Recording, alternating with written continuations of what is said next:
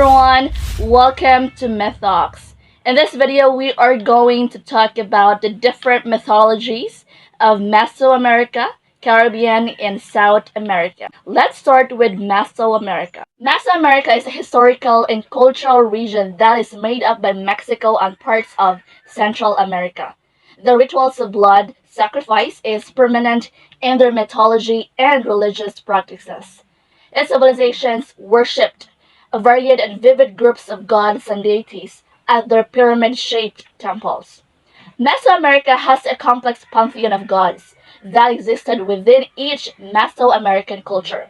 The first one is the Aztec. The second one is the Maya. The third one is the Olmec. Now let's start with the Aztec. The Aztecs migrated to central Mexico from the north in the 1200s.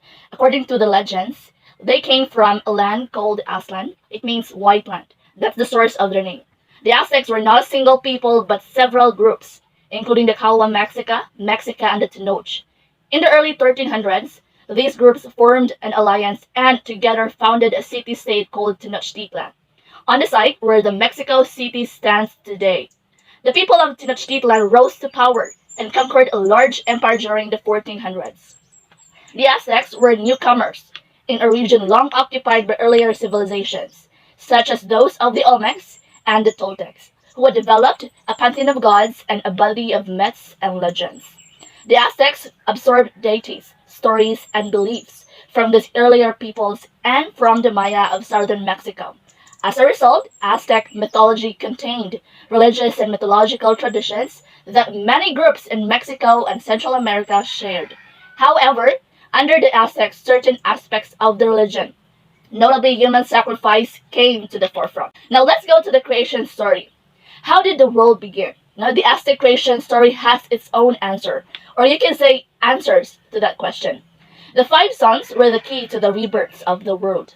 The story of creation in ancient Mexico and surrounding areas actually changed as time went by. Aztec creation story, the rebirth.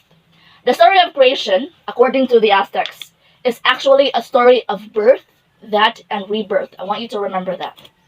When the world is destroyed, it's born again through the sacrifice of one of the gods, and so through the birth of a new sun. So you will often hear of the legend of the five suns, the five births of the world. Five suns, and so five different worlds have existed. When the story is told, the order of the world is sometimes different. Sometimes there are even less than five suns, but the general idea remains the same. But it's not a story of endless circles or endless cycles. As you may see in other cultures, for the Aztecs, the universe did have an actual beginning. So in the beginning was the void. It was at some ancient time in the Aztec creation story that the dual god, Omichihuatl, created itself. Looking back, of course, the Aztecs believed that the many opposites that they saw in the world would have to somehow unite in the origin of the world. This god was good and bad, chaos and order, male and female. So of course, being male and female, it was able to have children. So it had four, which came to represent the four directions of north, south, east, and west.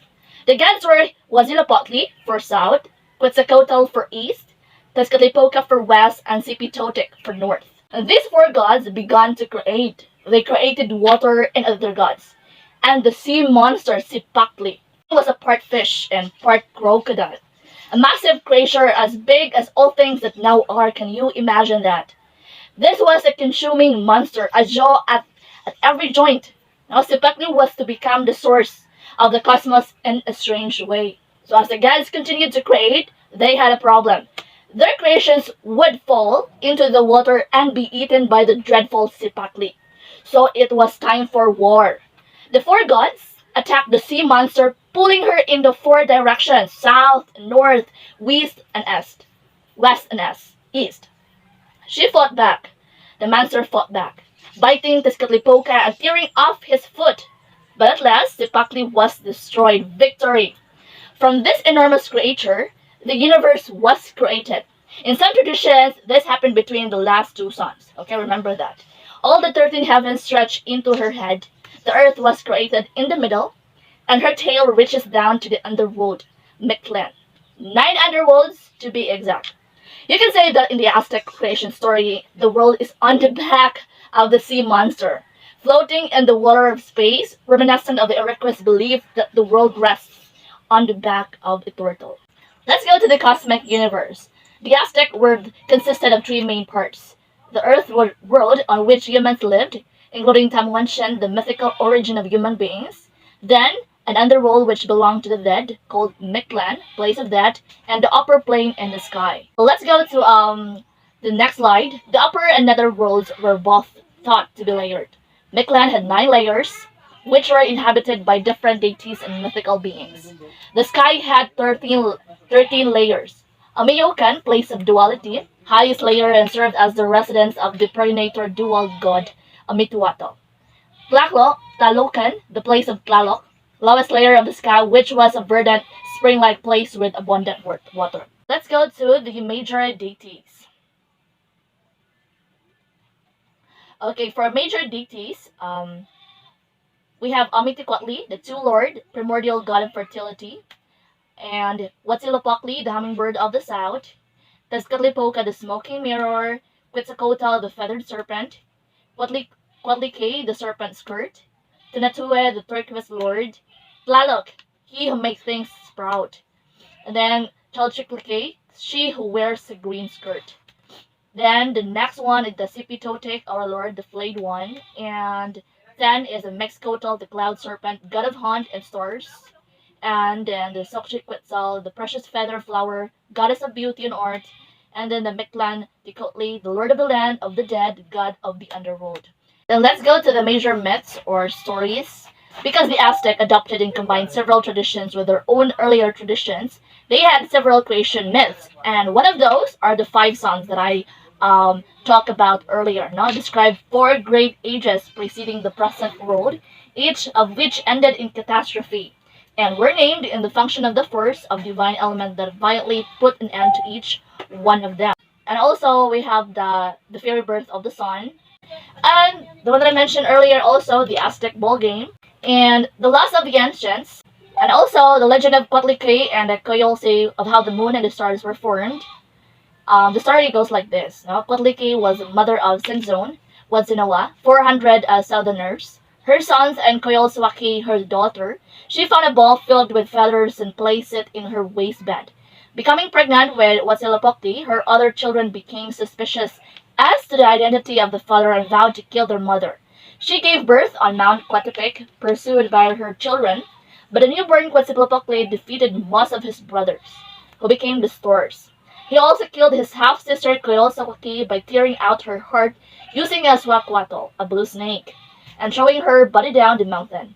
This was said to inspire the Aztecs to rip the hearts out of their human sacrifices and throw their bodies down the sides of the temple dedicated to Huitzilopochtli, who represent the sun chasing away the stars at dawn. Okay, so let's go to the mythical creatures. We have Ahuizotl, the spiny aquatic thing, aka water dog, and Chanike, or Wakin Chanike, as they were called by the Aztecs, are legendary creatures in Mexican folklore. Then Suatiteo, or divine woman, and we also have Sipakli, the one that I mentioned before, crocodile or caiman. Then the double-headed serpent, the Aztec sculpture kept at the British Museum. It is a snake with 2 heads, composed of mostly turquoise pieces, applied to a wood base. And then we have Nagual, is a human being who has the power to shape-shift into a jaguar form. And the Queen Amitzin populated the world during the previous era of the Son of Rain. And Cuauhtémoc, one of the 4 giants who supported the sky at the beginning of the 5th sun, and we have Izcult. Then the second one is Maya. Rise of Maya began about 250 CE and lasted about 900 CE. Its principal cities are Tikal, Waxacan, Copan, Bonampak, Despilas, Calakmul, Palenque, and Riobec. They believe in a complex and diverse pantheon of gods and goddesses. And they also believe that gods created humans that are good keepers of the day and can worship them. Known for playing ball game, which was famously played by the hero twins. And let's go to their major creation stories. Now, the creation stories. So in the beginning, there were 6 deities covered in green and blue feathers: the Framer, the Shaper, Tipio, Quetzal, Serpent, Tepeyocac, and Zamokian. They helped Huracan, Heart of Sky, created the earth. Their spirit essence and miraculous power gave creative energy to earth. To separate the sky from the earth, tall ceiba tree was planted to make space for all life. The plants the plants and animals were next created to live on the earth, but animals did not speak and could not worship. The deities decided to create human beings from mud and next were made from wood, but they have no souls and not good keepers of the day, and could not worship, so they were destroyed. The sky and man now existed, but there was no moon and sun. Seven Macau, vain bird claimed to be the sun and moon, but this was not true at all, okay? The twins Hanapo and Zabalakwinka defeated Seven Macau and were conceived when their mother spoke to the decapitated head of their father. The twins challenged the Death Lord of the Underworld in a ball game to bring their father back to life. The twins won the ball, of course, was able to allow their slain father come back to life as Maze God. The twins left the Balba and climbed up to earth and continues up into the sky, becoming the sun and the moon. At the end, the deities created the final form of human beings using the white and yellow corn. Now let's go to the cosmic universe. Cosmic universe, the ancient Maya believed that the center of the world was defined by cosmic trees. While their branches reached up into the heavens, their roots burrowed down into the underworld. And for their major deities, we have Itzamna, ruler of the heavens and day and night; Kukulkan, also known as Gagamat's feather and serpent, god of air, water, and earth; Jack, god of rain and thunder; Exel, the lady rainbow or moon of goddess; Kinich Ahu, son of god of Yukate Mayans; Hurakan, heart of the sky, god of storms and chaos; Yamal Kazub, owner of the crop, god of flora; Hunaphu and Exablenke, the twin gods, and the hero gods of Maya; Tizen, god of earthquake and that; Bakab, and the four Atlian gods. We also have Yumkax, god of hunt, nature, plants, and animals; Extra, black war chief, god of war; Extab, the goddess of suicide, the nuns, and the gallows; the god of intoxication, wind, and the earth of the brewing Walsh; Kamatsi, the bat monster. And we also have the major myths or stories. I want you to remember, I want you to listen this. It's very important. First one is the Maya myth of the morning sun. This story is about the two brothers named Chakik, which represent Venus, and Kinau, which represents sun. Then the second one is the story of creation. The creator's heart of the sky and the six other deities, including the feathered serpent, wanted to create human beings with heart and minds who could keep the days, but the first step failed. The story of the hero twins. This story is about the twin sons of one Hanapu with the Maya goddess. The twins were invited to the Lord of the Underworld, but the gods were not able to trick them.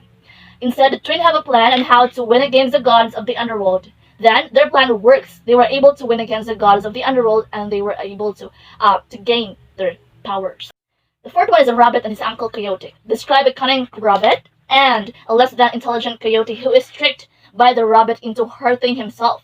When the hypothetical straw finally breaks the coyote's back, he goes to seek assistance from God, who punishes him for being so gullible by making his tail drop and taking away his ability to grow long hair. God also punishes the rabbit by giving him a small stature and forcing him to hop around on his rear. This story eliminates the contemporary Mayan image of a vengeful god. And for the creatures, we have Alex, mythological Mayan spirits found in the Yucatan Peninsula that are believed to be small dwarf-like creature. Then Huay Chivo, half-man, half-beast creature, an evil sorcerer who can transform itself into supernatural animal. Then Nagual, shapeshifter creature, a human being who has the power to shapeshift into a jaguar form. And then Tata Duende, powerful spirit that protects animals in the jungle. And then the Vision Serpent serves as being the vehicles by which celestial bodies such as the sun and stars across the heavens. And Stabay, Exabay, jungle witch of the Maya, a supernatural femme fatale who preys upon men in the Yucatan Peninsula. Thanks everybody, my name is Jan Linsel Nadalo and I was tasked with giving a report about the Caribbean mythology. Caribbean is a region of the Americas and is comprised of the Caribbean Sea, its surrounding coasts, and its islands. Let us talk about the Haitian religion. The Haitian religion was developed in Africa and is a blend of Roman Catholicism and African slave religions. It flourished in the late 18th century freedom movement, in which the slaves in Haiti finally achieved their independence. Voodoo, which can be spelled in a variety of ways, is a type of African voodoo. It is a dynamic mythological scheme in which the believer has a direct interaction with the supernatural realities of the earth, the sky, and the sea. Vo means introspection, and Do means the unknown. Let's discuss the creation story in the Haitian religion. In the Haitian religion, they believed in one supreme being, Bon Dieu, the one who created the universe. Dambala, Bon Dieu's helper, created the vast oceans, the seas, and formed the great mountains and the valleys. He also brought together the planets and the stars along with the sun and the moon and created the first rainbow, Ida Wido. Dambala married Ida Wido, and together they created the City of Life. Is the creation of the cosmic universe. In the creation of the cosmic universe, Bondi created two worlds. The first world is the one that is visible, who inhabits humans, and the second world is the unseen world, which are populated by Iwa, Misty, Invisible, Zanj, and the spirits of the ancestors and recently deceased. All these spirits are believed to live in Guinea. Bodily death, the Gubunanj joins the Ginin, or ancestral spirits, while the Tibunanj proceeds to the afterlife to face judgment before Bondi. This idea of judgment before Bondi is more common in urban areas, having been influenced by Roman Catholicism, while in the Haitian mountains it is more common for voodooists to believe that the Tibunanj dissolves into the navel of the earth 9 days after death. The most important deity in Haitian religion is Bon Dieu. Bon Dieu is a voodoo religion's creator god, and the Iwa are his servants. Papa Ligba, on the other hand, links man and the spirit world, and he has changed dramatically since his African beginnings. Maman Bridget is an Iwa associated with death and the underworld in Haitian voodoo. She is frequently depicted as a black rooster. Baron Zamidi is Maman Bridget's husband. He is the god of death and the keeper of cemeteries, and is both respected and feared. He wears a top hat and formal tails as well as dark glasses, and often appears skeletal. Urzuli is the goddess of beauty and the epitome of femininity and womanhood. Ugun is a deity of warriors, blacksmiths, and the wheels of justice are all affiliated with this deity. Dambala is the god Bondia's helper for creating the world, and is portrayed by a giant serpent.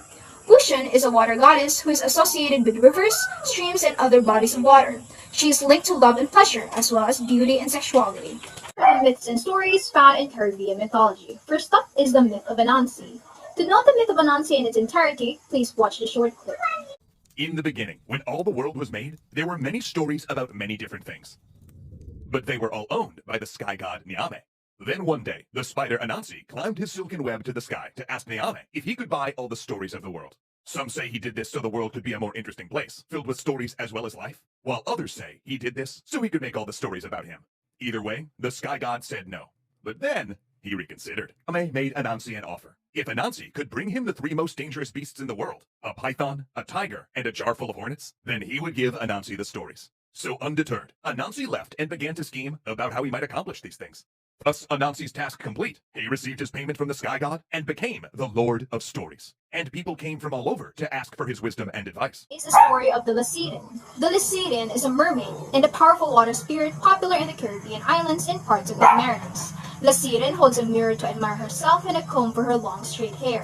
Lasiden's underwater world is known as the back of the mirror, and her mirror is a symbol of the boundary between the two worlds. In Haiti, Lasiden is part of the voodoo tradition, and her followers appealed to her for help in voodoo ceremonies, where the mermaid spirit may enter the body of a female follower and bring good luck with work, health, money, and love. What are the mythical creatures found in Caribbean mythology? First, the Mitminwi.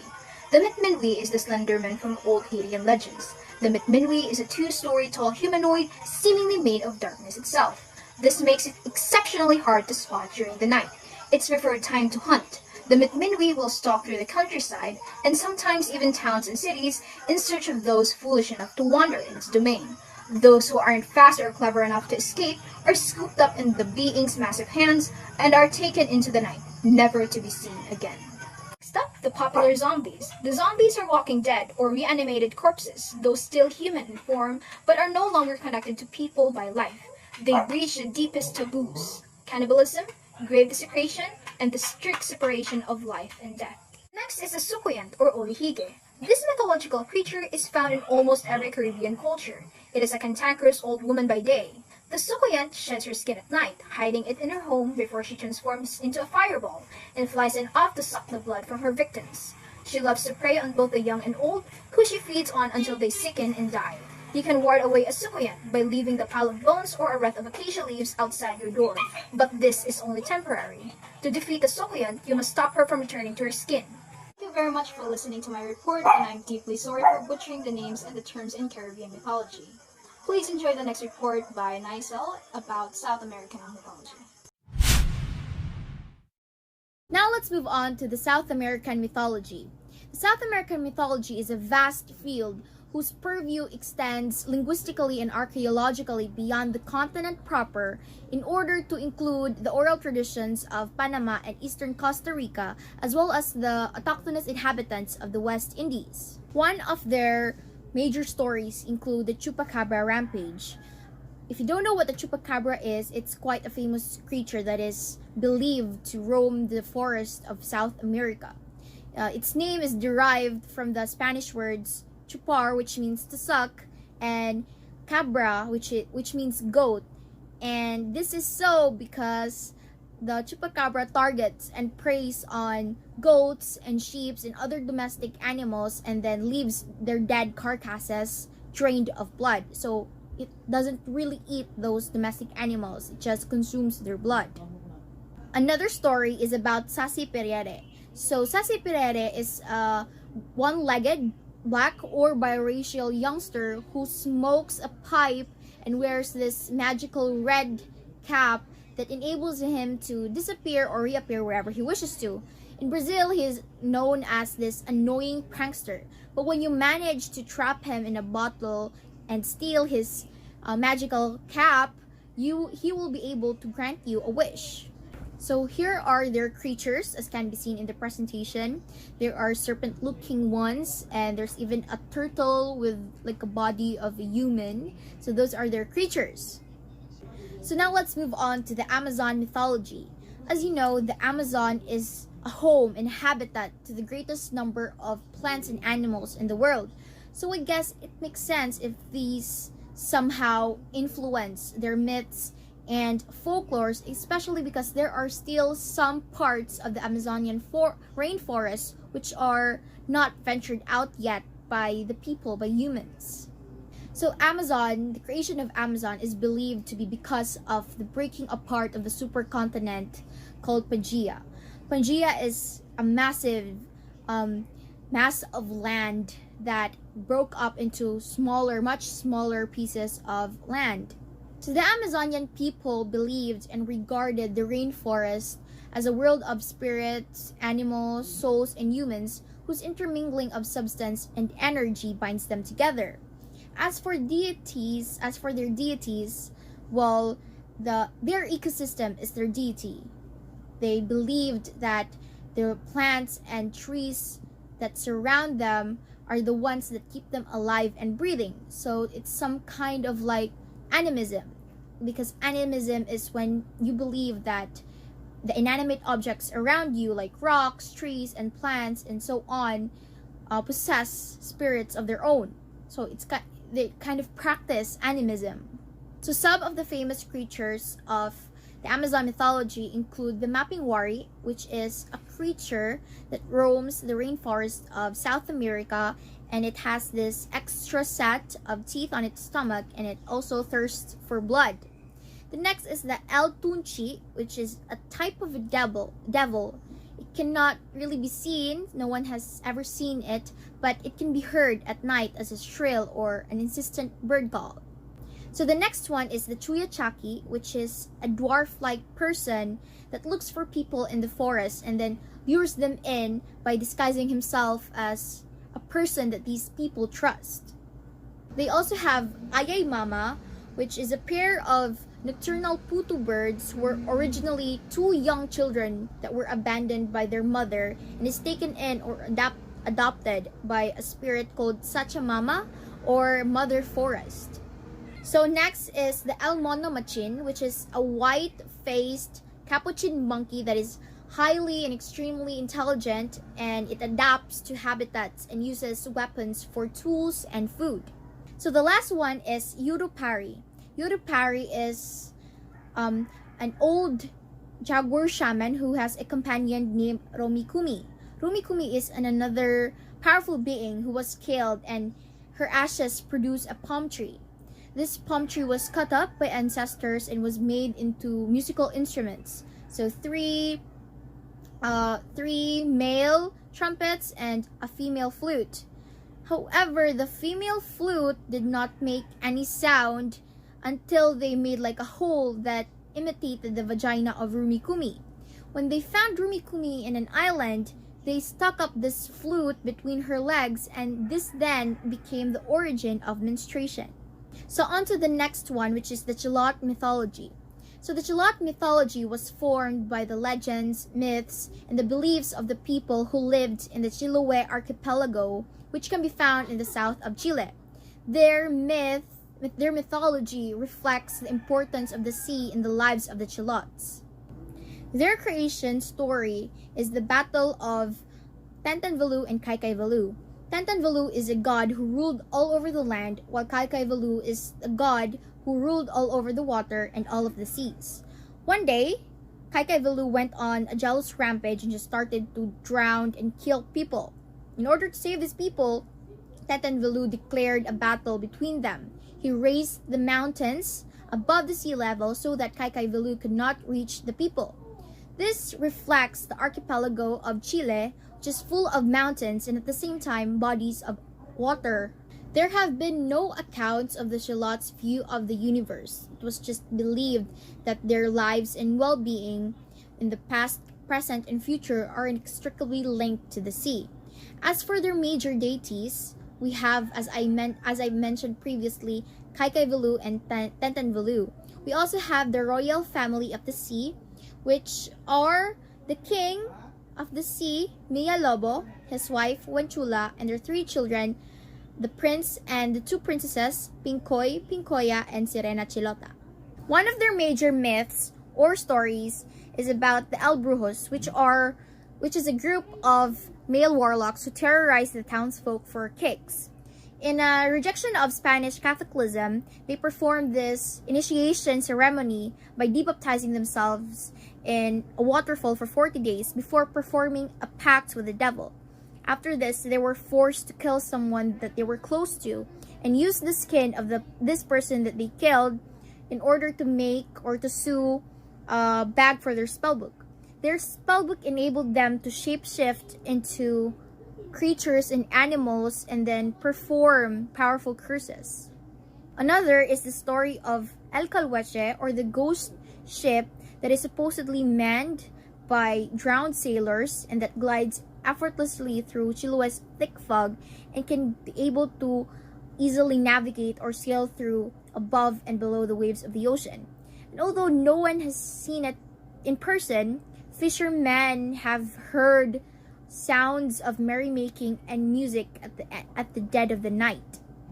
And their creatures are the El Basilisco, El Caballo Marino Chilote, the Camahueto, the Cheroves, La Furia, Wayi Penny, El Trauco, the La Viuda, El Brujo, the Carbonclo, the Macabre Invunche, and the Pilchen or Pigushen. Next is the Inca mythology. The Inca mythology is one of the major mythologies of Central and South America. And in the central part of the mythology of the Inca people was the worship of the sun, which is believed to be their ancestral father. So their creation story is about Viracocha, who is their most respected deity. Viracocha was the one who created the sun, the moon, and the stars, and who brought light to the world. He also made mankind by breathing into stones, but he didn't really like them because, according to him, they were just brainless giants. So he destroyed them by creating a flood and then made another ones from smaller stones. In Inca mythology, the cosmos is divided into three pachas. These three pachas somehow is similar to the Catholic notion of heaven, earth, and hell. The first one is the Hanan Pacha, which is the upper world, and it is the realm of the Inca gods. The next one is the Kai Pacha, which is the middle realm, and is the physical realm of living beings in the world of birth, death, and decay. The last one is the Uku Pacha, or the underworld. This is where the people unfit for Hanan Pacha go after their deaths. As for their gods and goddesses, they actually have a lot, and one of them was Viracocha, who I mentioned earlier, and also Inti, which is the sun god, and all of those can be found in the presentation. So the Inca people represented their view of the world through three animals, which are the serpent, which is a snake-like creature, the puma, and a condor, which is, if I'm not mistaken, a type of a bird. This representation is currently called the Inca trilogy. So their major myths include the origin of Inca people, Viracocha's creation of the world, which I previously talked about, and the Great Flood. In the southern Andean region, you will find Lake Titicaca, the highest lake in the world. With its deep blue waters rimmed by snow-capped peaks, it is a beautiful place. Perhaps that is why Inti, the sun god, chose Lake Titicaca to be the birthplace of his children, Manco Capac and Mama Ocoyo. Manco and Mama were born from the waters of the lake and sent to the earth by their father to found a holy city and civilize the world. Just by stepping upon the earth, they made the land sacred. Manco and Mama were given a mission to walk north from Lake Titicaca and find a fertile valley where they could plant corn and found a holy city. Manco held a rod of gold to mark the chosen site. Inti told Manco, where the rod enters the earth, that will be the place to found the holy city. They journeyed for almost 3 generations, walking along hills, valleys, and streams, stopping at places rich with agricultural land they could plant and harvest. But when Manco and Mama reached one special hilltop, Manco plunged his magical rod into the ground, and the earth swallowed it completely. This was the sign, this was the place. Manco named the city Cusco, which means center of the world. In fact, the name Cusco was extended to the whole valley, replacing the old name. Manco taught the men how to build good houses and good roads for people and llamas, and how to improve the production of corn and other crops in the valley. Mama Ocoyo taught the women how to rear children, prepare food and drinks, weave and knit, make ceramics and sing. In this holy place, Manco and Mama preached to the people a philosophy of Aini, the exchange of help and support between people, and a deep respect for the earth. Manco Capac and Mama Ocoyo, children of Inti, were the founders of the holy city of Cusco, which became the capital of the Inca Empire, the birthplace of the Inca dynasty, and the center of the universe. So on to the next and the last one, which is the Muisca mythology. The Muisca mythology is the pre-Columbian beliefs of the Muisca culture about the origin and the organization of the universe. It has El Dorado as one of its prominent legends. Their creation story is about Chiminigagua, the primeval creator god and the container of light. And he is called so because he was the one who provided light to the world. And in fact, he is equated with light itself. What he did was he first opened his belly or shell from where light was shining. He then created 2 large black birds and launched them into space. And from the beaks of these birds emanated light, a bright light that revealed the creations of an omnipotent God. These creations are like the sun, the moon, the earth, the plants, and the people. So their cosmic universe is about, the story of their cosmic universe is about Pagi. I'm not sure how to pronounce that, but I think it's Pagi. The story of Pagi, the great mother creator of the universe. She is believed to be a thought and a force. And the time of the first thought is when the thoughts of Pagi became actions. This is the time when Pagi created the builders of the universe and ordered them to create it. So the builders are Baswe, who is the mother goddess who raised from the underworld in order to give birth to the human race. Another is Kuza, the one who is like the night and the male principle of creation. We also have Chibchakum, the one who holds the earth or the universal legislator. We then have Bochika, who is the father of civilization, Namkatakoa, and the Shiminigua Trinity Deity, who is constituted by Chi, Chimini, and Chiminigagua. So we have here a video of the major myths and stories of the Muisca mythology. En el principio, El dios Chiminigagua creó a los cuervos para iluminar todo lo que existía, la entidad llamada Baqué.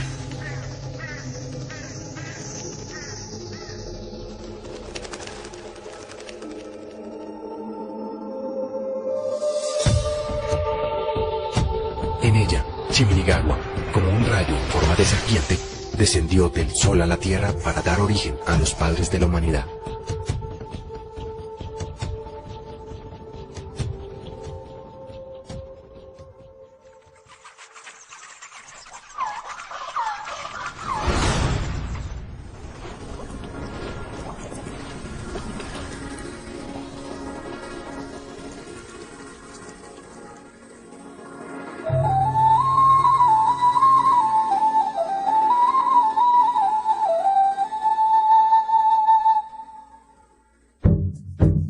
Bachué y su joven acompañante, hijos de la sagrada laguna de Iguaque y el Sol, por ser los primeros habitantes de la tierra, debieron aprender a vivir de esta. ¿Qué haces, Bachué? Busco refugio. Con el tiempo aprendieron a trabajar las piedras,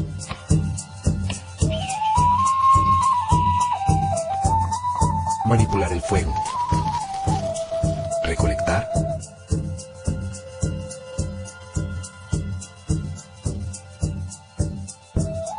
y cazar sus alimentos. Habilidades que transmitieron a sus hijos, los muiscas.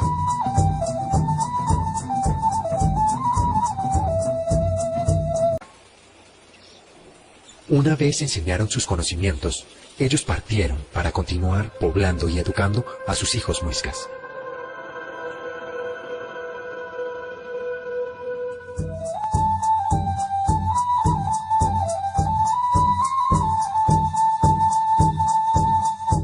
Satisfechos por el progreso de sus hijos y tras haber recorrido y poblado el mundo, Bachué y su acompañante retornaron a su lugar de origen, la sagrada laguna de Iguaque, desde donde se despidieron del mundo, al que dejaron como legado la cultura muisca. Moving on to the mythical creatures of the Muisca mythology. First up, we have Thamagata. Thamagata is a mythical cacique, which means a king or a prince who had like a tail similar of a puma's that reached to the ground. Hence the name Cacique Rabon, which translates to taily chief. Thamagata had 4 ears and only 1 eye because he was blind on the other. Next, we have Ida Kansas, who is allegedly a mythical priest from Sugamuxi, who was able to change the order of things.